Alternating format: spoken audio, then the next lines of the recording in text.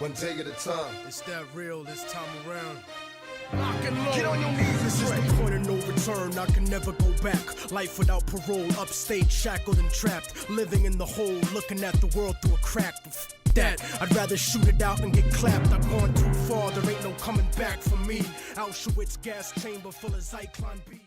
Welcome to Orwellian Optics, the podcast that clarifies modern finance through a macro lens. Brought to you by Alio Capital.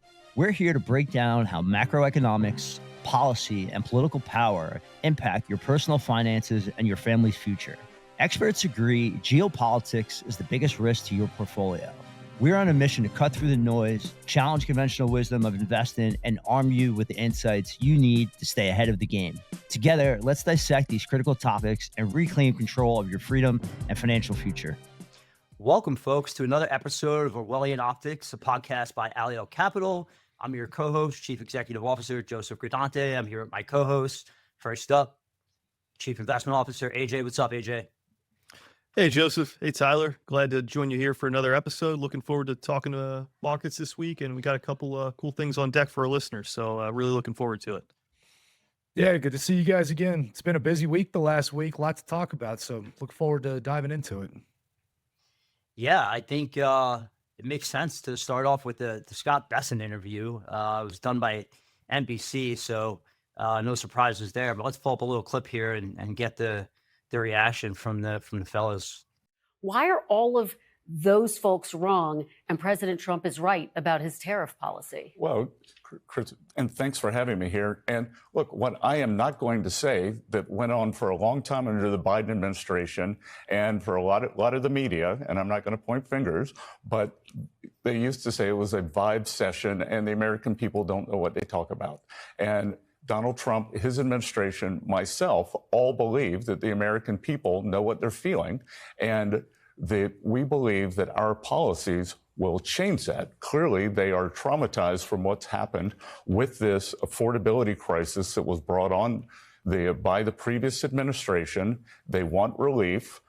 We've been in for 8 weeks. We are putting the policies in place that will make the affordability crisis go down, inflation moderate, and that as we set the sails, I am confident that the American people will come our way, even if some of the media narrative doesn't. Well, and just to be clear, I mean, these are polls that are taken 2 months into President Trump's presidency. But let's talk about what happened in the stock market this week. Worst week for the market in 2 years. Does that worry you, Mr. Secretary? Not at all. I've been in the investment business for 35 years, and I can tell you that corrections are healthy. They're normal. What's not healthy is straight up that you get these euphoric markets. That's how you get a financial crisis. It would have been much healthier if someone had put the brakes on in 06, 07. We wouldn't have had the problems in 08. So I'm not worried about the markets. Over the long term, if we put good tax policy in place, deregulation, and energy security, the markets will do great. I hear you say you're not worried about the markets, but nearly 60% of Americans are invested in the markets. That's their retirement savings. What do you say to Americans who have real concerns that their retirement savings may be in jeopardy? I say that 1 week does not the market make. As Warren Buffett says, over the short term, the market is a voting machine. Over the long term, it's a weighing machine. And again, Kristen, it would have been very easy for us to come in, run these reckless policies that have been happening before. We've got these large government deficits, 6.7% of GDP. We've never seen this. When we're not in wartime, not in recession, we are bringing those down in a responsible way. We are going to have a transition, and we are not going to have a crisis. Let me play you what some business leaders all around the country have had to say in response to President Trump's tariffs. Take a look.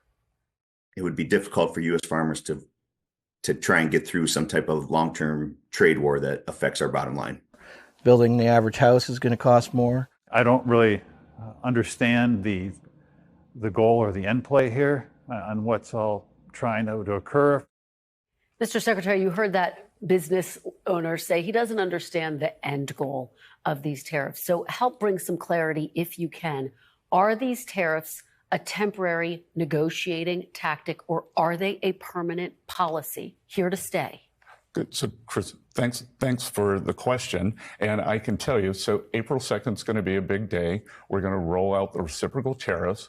But what I can tell you, and I would encourage your viewers and the public and the media to follow going into April 2nd. And already now we've seen some of our most imbalanced trading partners come forward and want to drop their tariffs. So by President Trump pushing forward with a tariff plan, reciprocal tariffs, if you drop yours, we'll drop ours. We are already seeing some of the worst offenders come down. April 2nd is an important day, but I would also tell everyone to look what happens from April 2nd to, say, June 30th as the other countries come down too. And President Trump's created a win-win situation here. Either the tariff barriers come down, the U.S. can export more, trade is fairer. It's always been free, but not fair. And then we, or if they don't do it, we'll take in substantial revenues. So guys, AJ, Tyler, thoughts? I know I have my thoughts, but I'm going to let you guys go first. The piece that stuck out to me most acutely was his reference back to Warren Buffett's famous quote about the market being a voting machine in the short term and a weighing machine in the long term.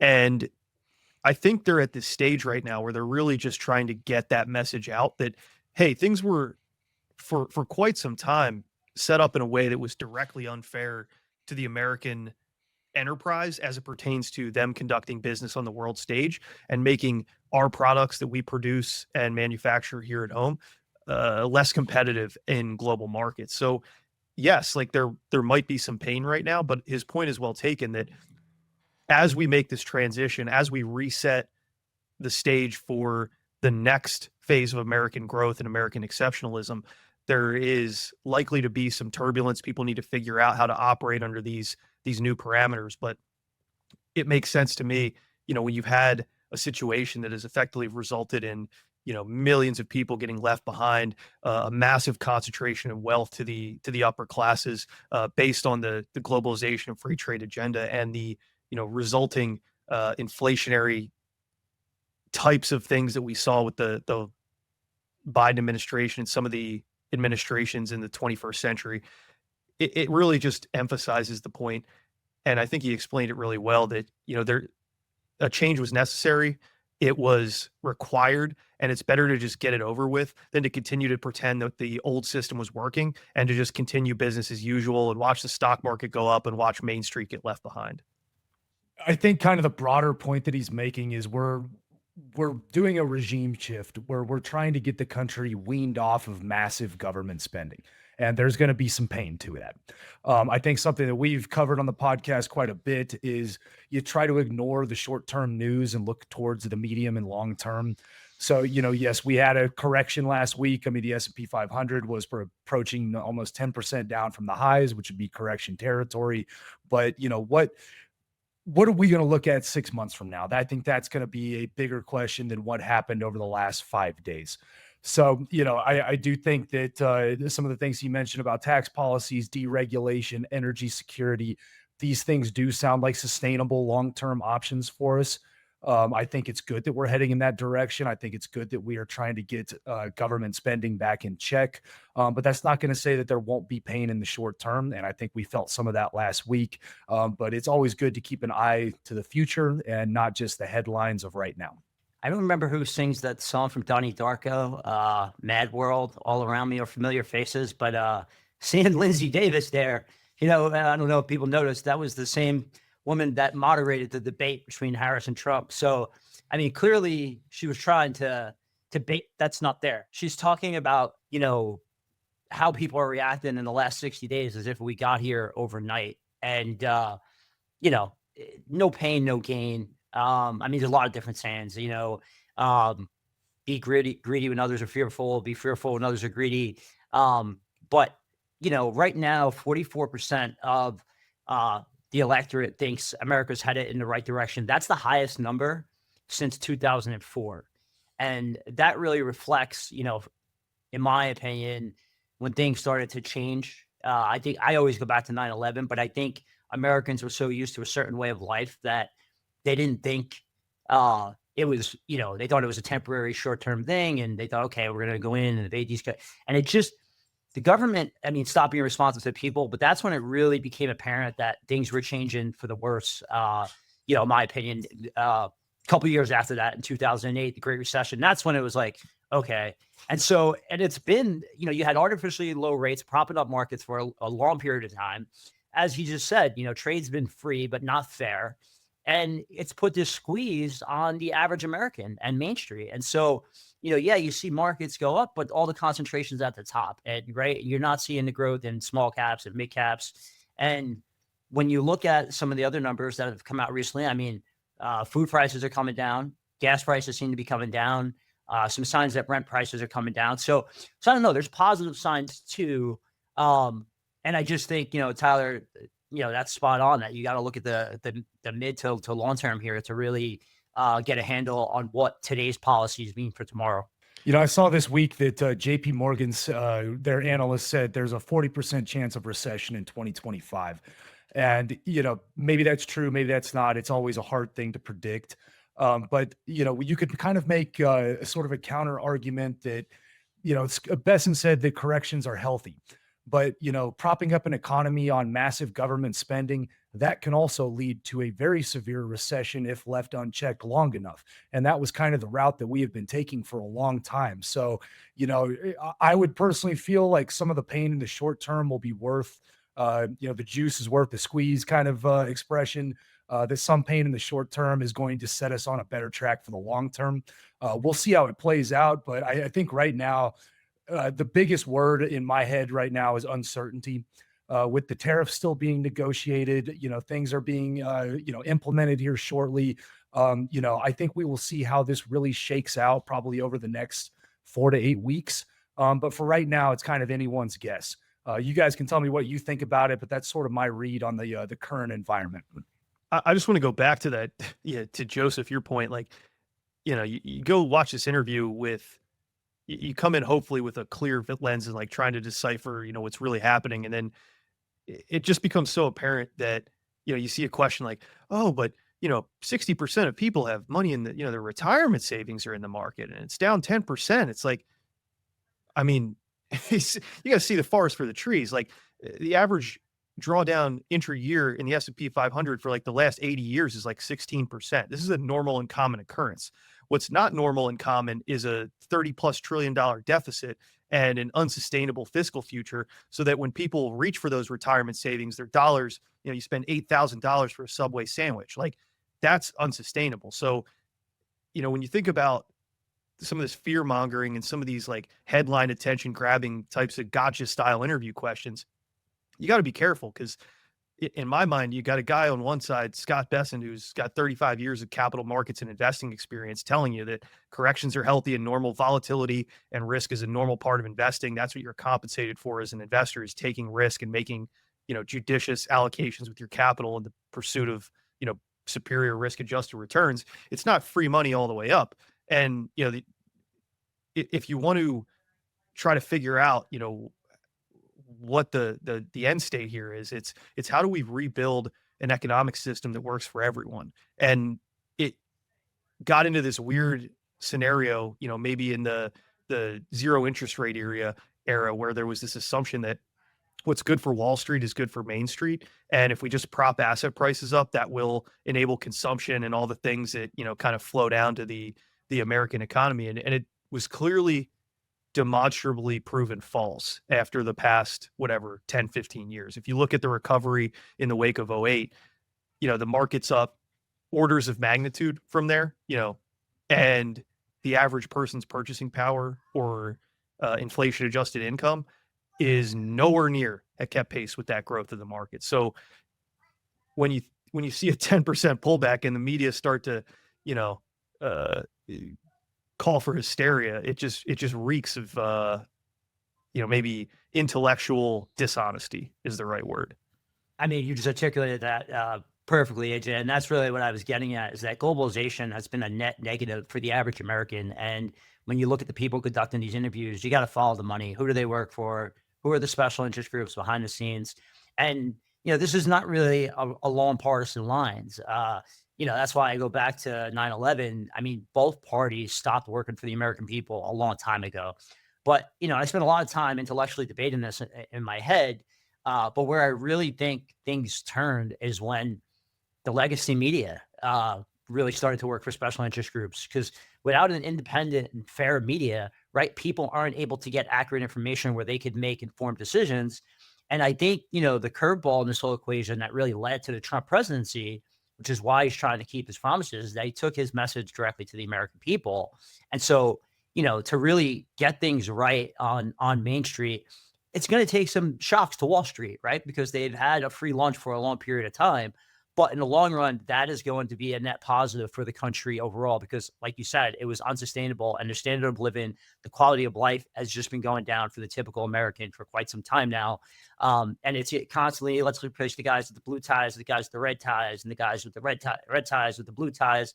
And, George Washington predicted this. He said, that he felt political parties would be the downfall of the country because they put the interest of the party over that of the country. And when you see one side can't stand for a 12-year-old kid who just beat cancer because they want power back, well, his predictions come into fruition, right? And so I don't really see, Trump as Republican, Democrat. I just see him as the people's president.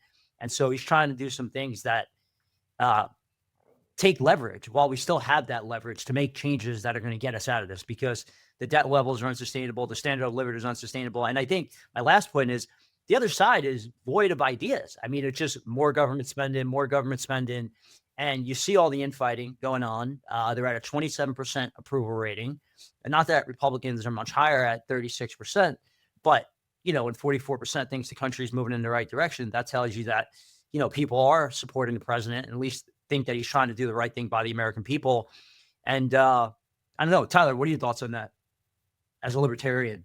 I agree with a lot of what you said. As far as him taking his message directly to the people, I think that was a winning strategy. And I do think that there's a lot of folks that feel like we're moving in the right direction now. I don't have the figure in front of me, but I think there was a survey over the last couple of weeks that it was a strikingly high number, something like 70 maybe percent of Americans feel like Doge is doing a good job.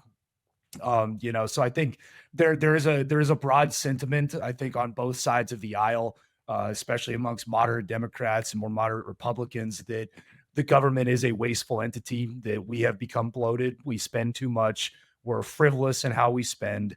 Our tax dollars are probably mismanaged to a large degree. And I think a lot of people are tired of that. And it doesn't matter if you're Democrat, Republican, Libertarian, Independent, we all are on board the same ship right now. And I think everybody has an interest in keeping the ship afloat. So I'm hoping that, Trump and his policies, are aimed in that direction. It seems like they are at this point. You can definitely tell his passion for putting Americans first, which I think we haven't had in a very long time. So yeah, I'm excited to see how it plays out. I do think we are heading in the right direction.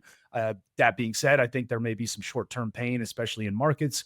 But that short-term pain will be worthwhile if we get on a sustainable path to a better America and a better future and a better economy. Yeah, I 100% agree with that. And I think ideologies are just in general dangerous. I'm being partially facetious when I throw the libertarian thing out there, though I agree with a lot of libertarian ideology. It's a very wide spectrum.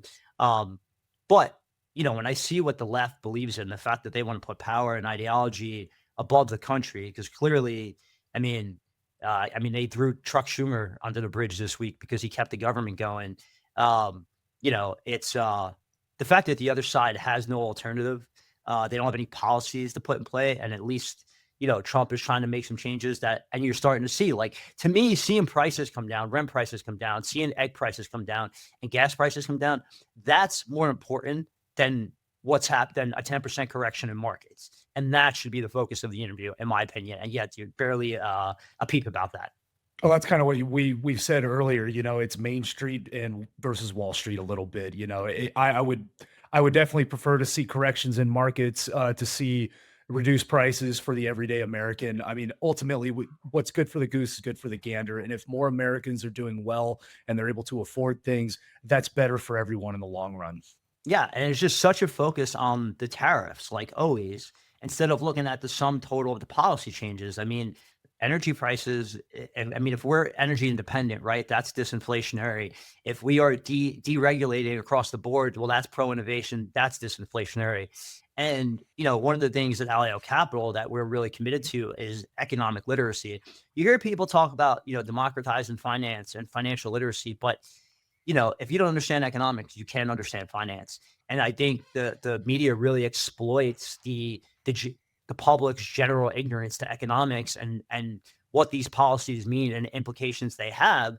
And as long as they keep them in the dark, they can propose government as a potential salient solution. But government will never be able to solve these problems. It will only contribute to these problems getting worse and the standard of living continuing to decline. I mean, AJ, what are your thoughts on that? Driving force, and we've hit on this over and over again, that has created the massive wealth that America enjoys today is the innovation at the end of the day that creates the value that allows for the standard of living increases that we've seen. And, when you look at the market and all the fabulous, amounts of wealth that have been created in that space, there are, I think, some lessons you could say, yeah, sure. It's Wall Street as a whole, and this is maybe the argument that I'll take that's slightly controversial, is like Wall Street as a whole is necessary and is a valuable component as insofar as it greases the wheels of capitalism. It is a function that allocates capital to productive enterprise, and it finds the areas that are most productive for that capital. And it allocates risk, and it can slice and dice risk and apportion it in certain ways. But, I think people have been pointing the blame in the wrong direction in that regard, because it's very meritocratic in that way. Like it will allocate capital to the places that will generate the best returns, all else equal. And what you've seen, I think, empirically over the last 20 or 30 years is that there was a lack of available quality opportunities to allocate capital in the American industrial and economic system. So you saw this financial engineering because it was the next best alternative to truly creating value. And you see it, in the behavior of these large corporate entities. If you go back 50, 60 years to the heyday, of the American global conglomerates, the GMs and the GEs, the IBMs, like they had in-house research divisions where they were pouring money into because they actually saw a benefit to developing new and innovative technologies to continue to push their business forward. And you see the kind of same effect there as you do on Wall Street, where, everyone's just all about buybacks and dividends and returning capital to shareholders, because there was such a restrictive regulatory and such a negative environment for trade for U.S. businesses that it just became almost impractical to allocate capital to productive enterprise. And, you see some outliers with respect to Silicon Valley and some of these startups. But at the end of the day, a lot of these companies are staying private for a reason. It's a pain in the butt to go public and deal with all these regulations and all the, the DEI initiatives to get listed on the New York Stock Exchange and all this stupid stuff you hear about. And, from the perspective of a capitalist, from an employee, at a startup, like all these kind of key players along the innovation ecosystem, we need to go back to an environment where people are rewarded for taking risk and that innovators are not punished for trying to innovate. There should be as much incentive as possible to provide an entrepreneurial environment where people can take good ideas and turn them into viable businesses with abundant and relatively cheap funding from people who have the capital to deploy. And that's how the cycle of capitalism continues to build wealth over multiple cycles. So, to me, it's just a question of, can we get back to those first principles ideas of, can we lay the foundation for an economy through a combination of reduction in restrictions and regulations and hurdles, and also the correct incentive structures so that people are both not blocked from taking risk and also rewarded for taking risk. And that's, I think, the key to what you've seen from a policy perspective here is, how can we reset the playing field? How can we restructure the game so that we actually can move forward in a productive way that isn't based entirely on financial engineering? Yeah, I think perfect example of that, I'd say a byproduct of that, more so than an example. The situation this week, Elon Musk saves these two astronauts that are been stuck in space for 9 months. The Biden administration declined his assistance. So obviously Trump getting election, SpaceX is sent out there. I believe they are scheduled to make ground fall tonight. Everything seems to be on path there, last that I had looked at. But yet you don't even really see much of this in the legacy media, right? Because Elon Musk is being so vilified. But here's this guy that's trying to take humanity into space. He's aware of climate change, and he's just an innovator and someone who clearly has no interest in working with government other than he believes in the idea of America, and he believes that our fundamental Western values are at risk, right?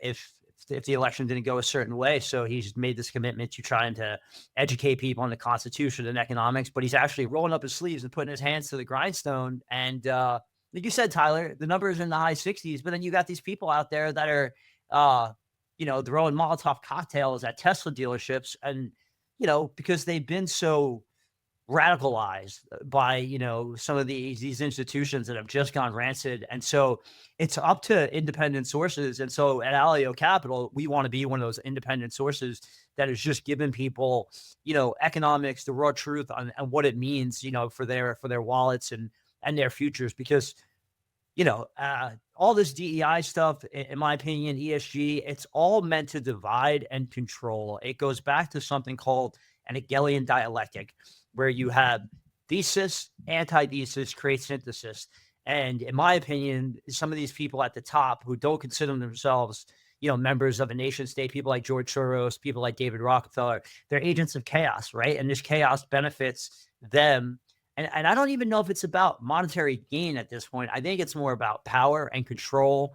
You look at people like Klaus Schwab and and Anthony Fauci. I mean, there's some stuff that just isn't right. And so, the Trump movement is a counter to these globalists and their agenda. And so, as long as it's good for the American people and it's going to benefit Main Street, sign me up. Yeah, and that speaks to the authenticity element of what you've seen, I think, play out over the last 12 to 18 months during the election cycle, with the really rise and ascension of podcasts as a digital media form where people can speak directly to their constituents, where, folks like Trump can go on Rogan and all these podcasts and really just speak to the people in a way that's not filtered through that, 30-second soundbite traditional legacy media lens.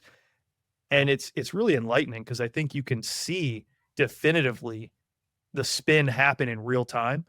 And if you're paying attention, it's right there. But, there's still so many people who just get lost in the spin cycle. And, at a certain level, it's their fault. But at a certain level, I mean, there's so much inertia pushing that ball forward that it's hard to overcome. But I will say it's been encouraging, because now you can see these interviews like where Scott Bessent can go on and talk about, how he's doing. And it just makes it a lot easier to see through that media filter of like, oh no, the world is ending because of what you guys are doing. It's like, no, it's not so fast. And then you can have those conversations on the podcast platforms direct to the people. And you start to see that, to your point, Joseph, what is it? 44% of people who think America's, finally going in the right direction. Like, it's because they actually have confidence that they're not being lied to. And to your point about, the Iraq War in 2004 and some of the, legacy effects from 9/11, it's like,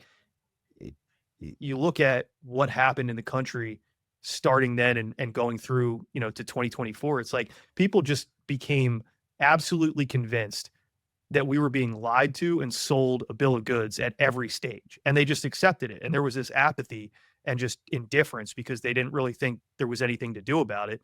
And then Trump shows up, with his wrecking ball style and just, Kool-Aid man's right through the wall. And, there we are, like, all right, now we have a way to communicate and have these conversations, and you see things like he's going to release the JFK files, and we're doing all these, reciprocal tariffs, and just basically saying like, hey, the assumptions that we were operating under, the system that we had in place prior to this was not serving the American people, and we're here to fix that. And, we don't know everything. We're not saying this is going to be, flip the switch and everything's going to be perfect, but we're at least going to start laying the groundwork for how do we build a more equitable and fair system for people to operate under so that they can actually believe that when they go to work on a Monday morning, they're contributing to like building some slice of the American dream for themselves.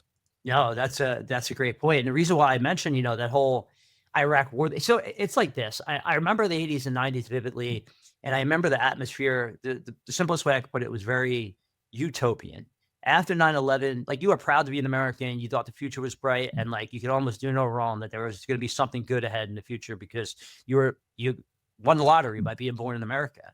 And after 9/11, things started to get darker, but people didn't really, because they were used to the 80s and 90s, and they figured it, and then all of a sudden it was like, but if you want to connect the dots, you could go all the way back to the Iraq war, right? And Darth Vader, Dick Cheney, and then you look at the January 6th committee and his daughter, Liz Cheney, happens to be one of two Republicans that's on the January 6th committee. And, and it turns out there's, 24 deep state agents that were at least 24 that they at least identified that were in the crowd of January 6th. And it just, because the Bush and Cheney administration really spent a lot of money building up the government. It wasn't just, Democrats that built up the government. In fact, I would say they were the ones that really laid the groundwork of this big government system that, Obama expanded upon. So, that's all I could really say on that. And it's the wild card, like you said, is the Kool-Aid man coming through the wall of Donald Trump. And they didn't expect that. And they didn't expect, these podcasts, to get so big and people have an alternative independent source of media, that they can now turn to. And so at Alio, we really, want to be a part of that mission to bring people the truth so that they can get their information, fair and accurately and make, decisions for themselves. So, before we get ready to close it out here, just, on this correction in markets, what's the pulse check for the week here, AJ? Yeah, it's really interesting, Joseph. I mean, I'm looking at my terminal now and, we've seen a little bit of a stabilization in markets. Or I should say, one of the main indicators that I like to look at is the VIX. And, for folks who aren't familiar, it's essentially, people call it the fear gauge because it's reflective of how much premium people are willing to pay for protective put options on the S&P 500 about a month out. And, what you've seen over the last few weeks is effectively a sharp increase in the VIX, which is reflective of some of the selling pressure that we saw over the last couple of weeks. And then a peak right around March 11th, which, as of the data recording here on the 18th, about a week ago, we've started to see some market stabilization. We saw a breadth, I think 90% of S&P constituents yesterday closed higher. So you're seeing a little bit of buying support come in here. And, there's still elevated volatility. The VIX over 20 definitely signals that there's uncertainty in the market.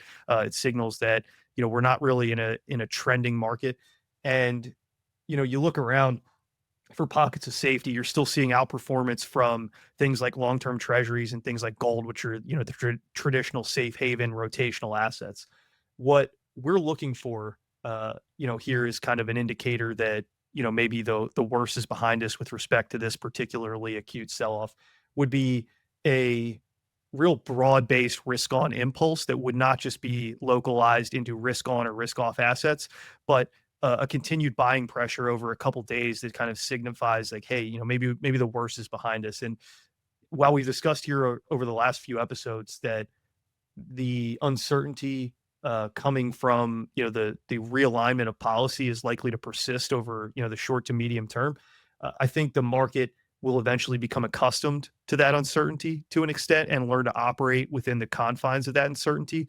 And like anything with the market, it always figures out a way forward. And that to me, I think is going to be where we're looking for a pocket of opportunity over the next couple days and weeks is like, when does the market finally come to grips with like, this is the new normal and can we operate in this window of uncertainty? And then what assets are best positioned to outperform, in that pocket of uncertainty? And, there's arguments to be made for quite a few, but one area that I really like here is high yield credit, leverage loans and private credit. In terms of building a diversified portfolio, I think during the zero interest rate era, a lot of people got used to just allocating to equities and technology equities and all these high flying names that, we're putting up, double digit returns pretty consistently. And I don't think we're in that environment anymore. I think when you're thinking about building a diversified portfolio, now you're in an environment where the excess returns are a little bit more comparable between asset classes. So with valuations at 22 times forward earnings on large cap stocks in the S&P, you start to get an expected return profile that looks a lot more like, the 4 to 6% range over the next 10 years. And compared to that, something like investment grade or high yield credit starts to look a lot more attractive. So, for me, it's really about balancing risk and return. If you can get a 7 or 8% return buying a fixed income security where your margin of safety is much more well defined, because you don't have that inherent uncertainty associated with forward earnings. You just are owning a contractually agreed upon series of payments that pays off at par at maturity. It looks a lot more attractive on a relative basis. And I'm not saying, again, hey, we should just go out and all buy, 100% of our portfolios full of high yield credit.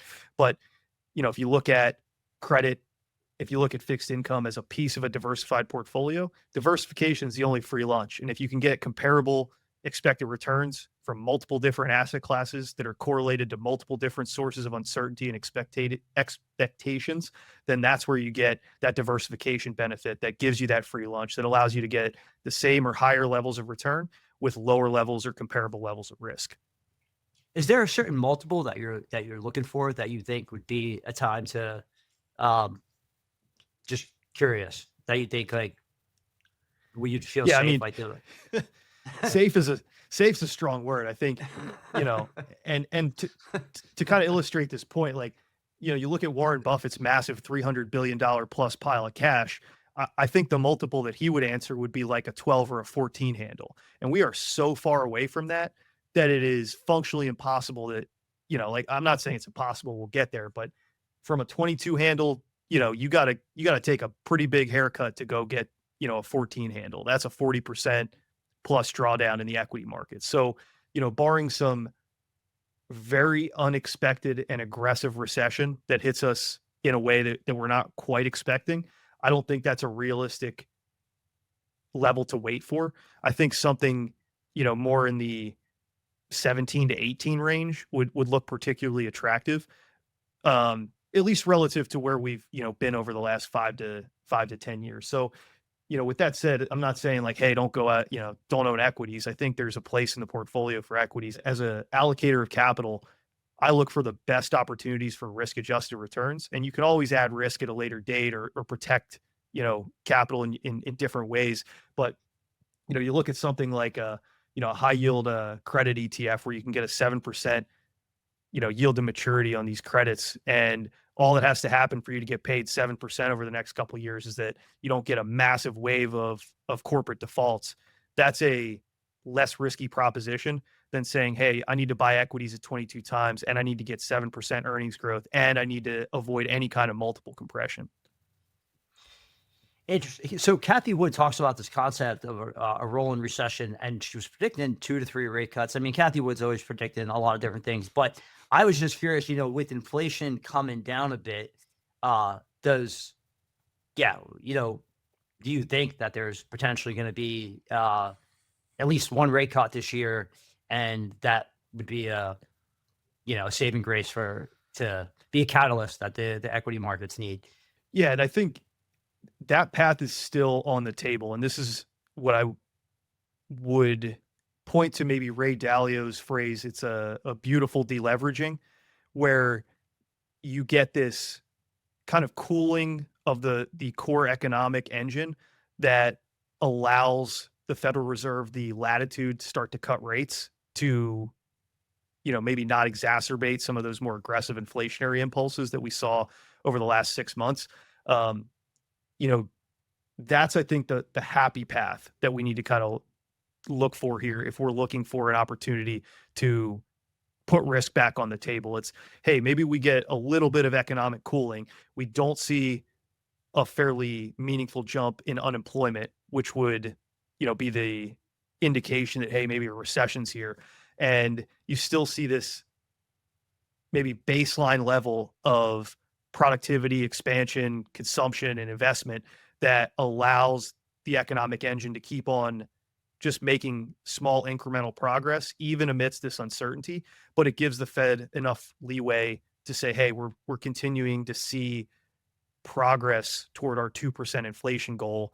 We're not seeing that same, inflection up that we saw at the end of 2024. We're starting to see better continued progress back towards 2 for our preferred metrics, and that would give them the opportunity to cut rates, which would hopefully just throw a little bit of excess liquidity into the mix and promote some of that investment in American industry that I think the administration is looking for over the next couple of years here.